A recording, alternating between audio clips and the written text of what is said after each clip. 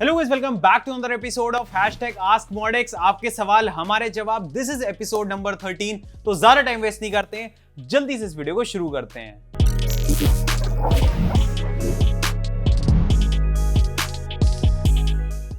अब चलिए बढ़ते हैं हमारे सबसे पहले क्वेश्चन की तरफ। तो ये हमसे पूछा है एक्सकैलिबर ने। इन्होंने पूछा है कि please suggest the PC only for gaming, looks doesn't matter, only for gaming, no streaming, no editing, budget is 95,000, also tell which monitor should I pair with this specs।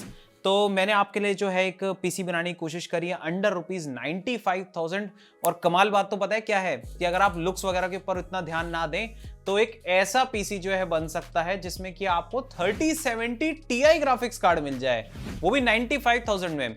मतलब मैंने भी जब ये स्पेक्स बनाई तो मैं भी सोच रहा था कि यार मतलब ऐसे कैसे आ गया, बट वो इसलिए आ गया ना क्योंकि अब आप अगर AMD प्लेटफॉर्म पे बनाते हो तो वो B450 मदरबोर्ड जो है वो काफी सस्ते में मिल जाते हैं, Ryzen 5। और जैसे कि आपको एडिटिंग वगैरह करनी नहीं, आपको Gen 4 वगैरह की जरूरत होगी नहीं, फिर वहां पर आपको नॉर्मल बेसिक गेमिंग ही तो करनी है, तो वहां पर Gen 4 Gen 3 का आपको क्या करना है। तो आप जो है ऐसा कुछ पीसी बना सकते हो फिर उस केस में, जो कि आपको काफी जबरदस्त परफॉर्मेंस भाई 3070 Ti।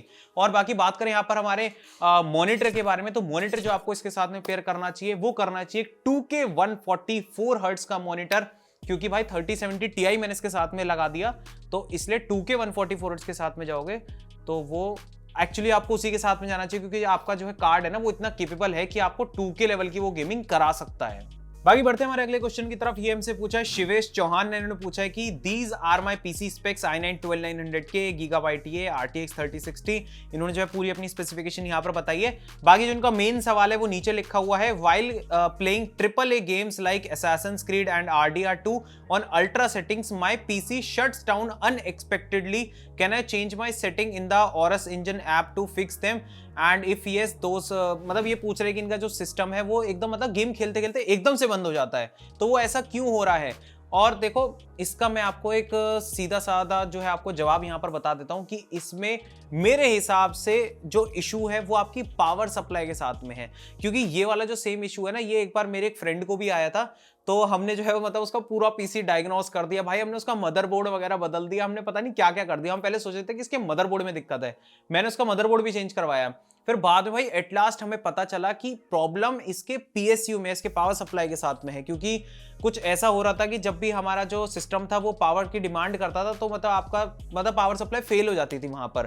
तो मेरे हिसाब से आपके साथ भी जो ऐसे ही हो रहा है, जब आप अपना सिस्टम यूज कर रहे हैं, आपका जब सिस्टम पावर की डिमांड कर रहा है, जब आप गेमिंग वगैरह कर रहे हैं तो उस टाइम पे जो है सिस्टम पावर डिलीवर नहीं कर पाता आपकी पावर सप्लाई, और एकदम से पीसी आपका धड़ाम से बंद हो जाता है। तो आप पावर सप्लाई एक बार जो है चेंज करवा के देखें, देन आपका जो है मोस्ट प्रोबेबली सही हो जाएगा और अपनी पावर सप्लाई को जो RMA में सबमिट कराएं। अब अगला क्वेश्चन हमसे पूछा है जयराज ने। इन्होंने पूछा है कि if we have GST number then can we use it for my PC build. बिल्कुल भाई बिल्कुल, क्योंकि जो हमारी जितनी भी बिलिंग्स है वो प्रॉपर आपको जो GST पर देखने को मिलती है। तो आपके पास अगर कोई GST है, अगर आपके पास GST नंबर है तो मैं तो कहता हूं भाई उसका बेनिफिट उठाओ। आपको पूरा भाई 18% जो उसके अंदर टैक्स लगता है, फॉर एग्जाम्पल अगर कोई 1 लाख रुपए का पीसी है तो उसके अंदर जितना भी 18% का जो भी टैक्स होगा ना, आपको उसका टैक्स बेनिफिट देखने को मिल जाएगा। तो अगर आप मतलब अगर आप देख रहे हैं और आपके फादर वगैरह के पास GST है, मतलब कोई भी आप में से वीडियो देख रहा है, अगर आपके पास कोई GST नंबर है तो भाई GST के ऊपर बिलिंग करवाओ, आपको जो है वहां पर टैक्स बेनिफिट देखने को मिलता है। तो आपका जो सिस्टम है वो इफेक्टिवली आपको सस्ता पड़ता है। ये चीजें करनी चाहिए। जैसे मैंने अपना फोन खरीदा था तो मैंने इस पे भी GST क्लेम लिया। मतलब जितनी भी चीजें आप इलेक्ट्रॉनिक्स वगैरह में बाय करते हैं और अगर आप अपने बिजनेस में उसको मतलब यूज वगैरह करते हैं तो आपको जो उसके ऊपर GST क्लेम मिल जाता है, जो कि काफी कमाल बात हो जाती है। अब अगला क्वेश्चन हमसे पूछा है सौम्यक चक्रवर्ती ने पूछा है कि can you suggest me which one should I buy, RTX 3060 और RX 6700 XT for gaming and video editing. Currently I am using Ryzen 5 3500। तो मेरे हिसाब से आपको इन दोनों में से भाई 6700 XT के साथ में जाना चाहिए, क्योंकि वो भाई 3060 से जो है वो ज्यादा पावरफुल है। और आपका 6700 XT को अगर मैं Nvidia के लाइनअप में अगर मैं कंपेयर करूं तो आप इसकी परफॉर्मेंस को मान सकते हो कि वो 3060 Ti एंड 3070 के कहीं बीच में आती है। ठीक है, एकदम 3070 जितना भी परफॉर्म नहीं करता, लेकिन 3060 Ti से ज्यादा परफॉर्म करता है। तो हाँ, अच्छी खासी आपको जो परफॉर्मेंस इसमें जो है ज्यादा देखने को मिल जाती है एज कम्पेयर टू 3060। अब अगला क्वेश्चन हमसे पूछा है द्रोना प्लेज ने पूछा है कि क्या फोटोशॉप इंटेल के एफ सीरीज के प्रोसेसर्स लाइक i5 13600 KF पे चलता है, एंड मैंने कहीं पे सुना है कि इंटीग्रेटेड ग्राफिक्स मैंडेटरी होता है फोटोशॉप यूज करने के लिए, thanks in advance. Also is there any AIO under 10K that can handle 13600K under full load, or should I just increase my budget and go with deep cool LS720। देखो भाई ऐसा है, सबसे पहले तो बहुत सारे लोग मेरे से पूछते रहते हैं कि भाई जो इंटेल के इंटीग्रेटेड ग्राफिक्स है क्या उससे अगर हम एडिटिंग वगैरह करते हैं तो उसके अंदर कुछ बेनिफिट वगैरह मिलता है या फिर नहीं मिलता है।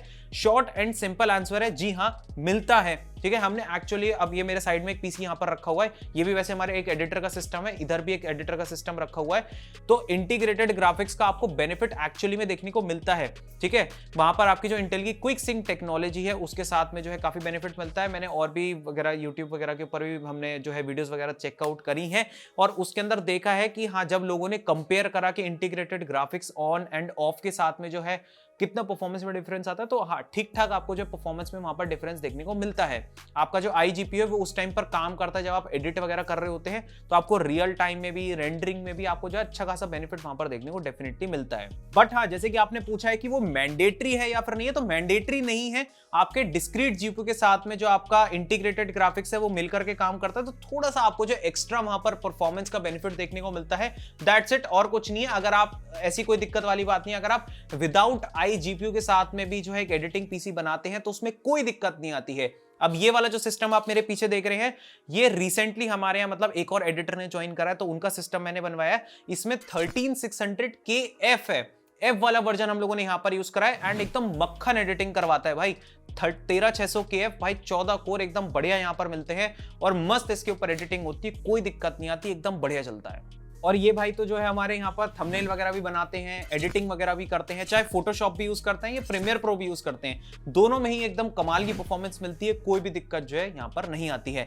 अब बाकी आपने AIO के बारे में पूछा था, 10,000 के अंदर कोई भी AIO, तो आप जो है डीप कूल के कैसल के साथ में जा सकते हैं, बट यस अगर आप स्पेंड कर सकते हैं देन डेफिनेटली फॉर श्योर आपको जाना चाहिए यहाँ पर डीप कूल के LS720 के साथ में, या फिर अगर आप 10,000 के अंदर रहते हैं ना, तो आप एक कूलर और है जो कि हमने पर्सनली मतलब इसमें 13600KF के साथ में यूज करा है, जो कि है MSI का कोर लिक्विड C360। ये भी काफी अच्छा कूलर है एंड बढ़िया तरीके से टेम्परेचर को मेंटेन करके रखता है ये हमारे 13600KF के।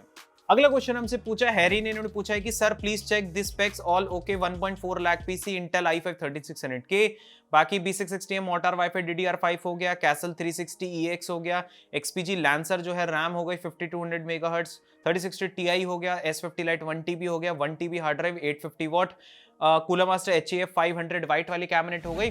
1.4 लाख में अच्छा पीसी है, बट आप इससे बेटर यहाँ पर कर सकते हो। बेटर क्या कर सकते हो, देखो भाई अभी मेरे हिसाब से आपको उस चीज में जो है पैसा डेफिनेटली यार खर्च करना चाहिए, जो कि ऑब्वियस सी बात भी है, जो कि आपको एक्स्ट्रा परफॉर्मेंस भी ला करके दे रही है। अब आप जैसे कि यहाँ पर DDR5 प्लेटफॉर्म के साथ में पीसी बना रहे हो, जितने भी लोग मैं आप वीडियो देख रहे हैं और चाहते हैं कि वो एक DDR5 प्लेटफॉर्म के साथ में पीसी बनाए, नो डाउट आप बना सकते हो, बट स्टिल आपको मैं रिकमेंड करूंगा कि भाई please stick to DDR4 platform, क्योंकि वो अभी भी ज्यादा वैल्यू फॉर मनी है।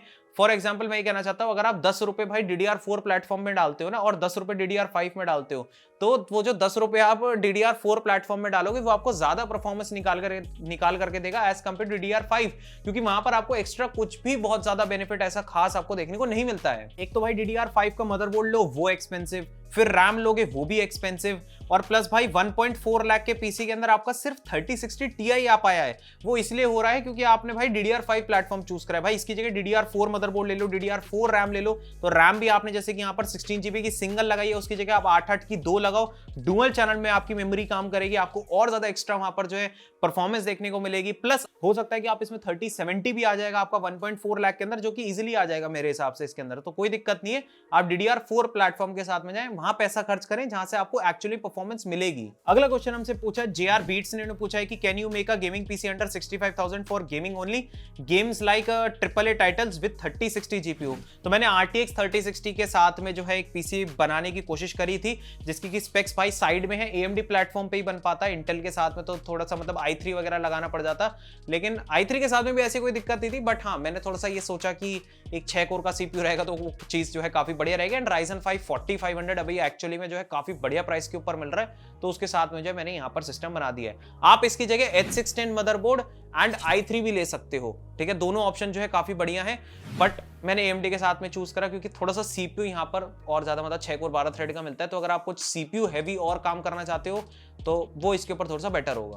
अब अगला क्वेश्चन हमसे पूछा है, अकरम शेख ने पूछा है कि मैंने i7 13700K और उस पे थर्मल टेक का TH240 AIO लगाया था फॉर रेंडरिंग पर्पस, बट वो 100 डिग्रीज हीट हो रहा है, इज इट नॉर्मल और I am in trouble, what should I do, please help. भाई पहले तो मुझे ये बताओ कि आपने जो 13700K के साथ में जो आपने ये पीसी बनाया है और उसपे जो आपने थर्मल टेक का 240 mm का कूलर लगा लिया, भाई साहब बड़ा जबरदस्त कूलर लगा लिया आपने। पहले तो ये बताओ कि भाई कौन सी शॉप पे जाकर के आपने पीसी बिल्ड करवाया, ठीक है। सबसे पहले तो ये आपने जहां पर जाकर के बनवाया है, सबसे पहले तो आप उनको जो है 2 अच्छे शब्द सुनाए। 2 शब्द से मेरा मतलब है कि आप उनको थोड़ी सी गाली सुनाए कि भैया ये आपने जो है क्या बना करके दिया है, क्योंकि i7 वो भी 13वीं जनरेशन भाई 13700K के साथ में TH240 भाई कौन लगाता है भाई। 360mm का जो कूलर है वो भी लगाते हो ना, तब भी आपके टेम्परेचर्स भाई 100 आराम से टच करते हैं, मतलब 90s में तो आपका CPU तब भी चलता है। तो मैं तो इस समय ये आपका जो है CPU बहुत बुरी तरीके से थ्रॉटल हो रहा होगा एंड परफॉर्मेंस में आपको जो है बहुत ही गंदी यहाँ पर जो है देखने को मिल रही होगी डेफिनेटली, क्योंकि CPU ने अपने आप को अंडर क्लॉक कर लिया होगा, आपकी फ्रीक्वेंसी उतनी चल नहीं रही होगी, CPU की क्लॉक स्पीड उतनी जा नहीं रही होगी, तो आपकी जो परफॉर्मेंस भी बहुत बेकार आ रही होगी इस समय आपका सिस्टम से। तो डेफिनेटली भाई ट्रबल में आप पूछ रहे हो, आप ट्रबल में हो भाई, आप डेफिनेटली ट्रबल में हो, आपको एक अच्छे कूलर के साथ में जाना चाहिए, ठीक है। एक अच्छा, मैं तो कह रहा हूँ डीप कूल का LS720 लगा लो, बहुत बढ़िया कूलर है, अच्छे से जो है हैंडल कर लेता है i7 13700K को, और आप डीप कूल LS720 उसके साथ में डेफिनेटली जा सकते हैं। और बाकी आप अगर इस टाइप की कोई भी प्रॉब्लम से जूझना नहीं चाहते, जैसे कि हमारे ये भाई जूझ रहे हैं, तो आप डेफिनेटली पीसी हमसे बनवाएं, क्योंकि हम हैं एक्सपर्ट, इंडस्ट्री एक्सपर्ट, हमें सब कुछ पता है कि आपके सिस्टम में जो है क्या लगना चाहिए आपकी रिक्वायरमेंट के हिसाब से, ठीक है। तो कांटेक्ट कर लेना भाई, डिटेल में सारी आपको डिस्क्रिप्शन मिल जाएगी, नंबर भी, ऑफलाइन स्टोर भी, आप तो नेहरू प्लेस के अंदर वहां भी आ सकते हो, बाकी कॉल वगैरह भी कर सकते हो, सारी डिटेल्स डिस्क्रिप्शन में है। बाकी बढ़ते हैं हमारे अगले क्वेश्चन की तरफ। तो ये हमसे पूछा है रनक वाईटी ने पूछा है कि अगर किसी को कोई प्रॉपर कंपोनेंट चाहिए जो मॉडेक्स पर नहीं है, तो क्या हम आपकी टीम से उस कंपोनेंट को अरेंज करवा देगी for building PC, for example जैसे 20,000 के best cases instead NZXT H7 Elite। अब अगर कोई यही केस, देखो ऐसा है, मैं बताता हूं, अगर आपको कोई कंपोनेंट चाहिए जो कि हमारी वेबसाइट पर लिस्टेड नहीं है, तो आप कांटेक्ट कर सकते हो, आपके लिए अरेंज हो जाएगा, कोई दिक्कत वाली बात नहीं। हमने अपने कितने सारे कस्टमर्स के लिए ऐसा किया है कि उन्होंने जैसे कोई चीज मांगी हमारी वेबसाइट पर, for example for time being उस टाइम वो नहीं थी, तो हमने अरेंज करके उनके पीसी बिल्ड्स के अंदर वो चीज लगवाई है, तो वो कोई दिक्कत नहीं है। आप डेफिनेटली कांटेक्ट करें कि भाई मेरे को ये कंपोनेंट्स चाहिए, आपको प्राइसिंग दे दी जाएगी, आप उस हिसाब से जो अपने पीसी की बुकिंग कर सकते हैं और उस हिसाब से अपने जो है पीसी बिल्ड करवा सकते हैं, तो वो कोई इशू नहीं है।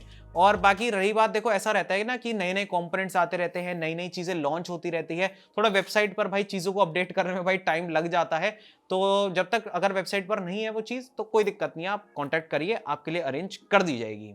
बस तो गाइस ये था एपिसोड नंबर 13, आपके सवाल थे, हमारे जवाब थे। वीडियो कैसे लगी नीचे में कमेंट सेक्शन में जरूर बताना, बाकी वीडियो को लाइक कर देना, चैनल को हमारे सब्सक्राइब कर लेना, ऐसी बड़े बड़े वीडियोस हम लोग जो है पीसी रिलेटेड यहाँ पर बनाते रहते हैं।